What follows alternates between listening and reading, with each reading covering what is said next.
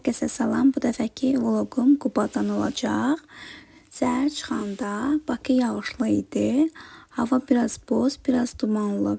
Sanki şəhər yorğun idi. Yol boyu maşın şüşəsindən damlalar axışını izlədim. Həmişə xoşlayıram bu anı. Yağış sanki düşüncələri sakitləşdirir. Amma Qubaya yaxınlaşdıqca hava dəyişdi. Yağış dayandı, buludlar çəkildi və günəş bizi qarşıladı. Elə bil başqa məkana keçdik. Payızın ən gözəl rəngləri bura yığışıb. İlk dayanacağımız yer Aynur restoranı oldu. Sakit, rahat bir yer. Çox səs-küy yoxdur. Musiqi yavaş çalınır. Biraz oturub istirahət etdik.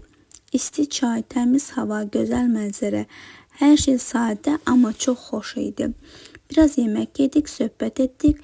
Sanki saat burada daha yavaş gedirdi. Sonra yavaş-yavaş təbiətin içinə daxil olduq.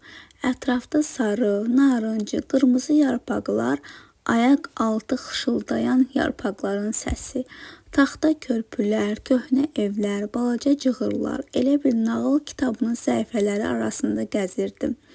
Hava nə soyuq idi, nə də isti. Tam mənə uyğun.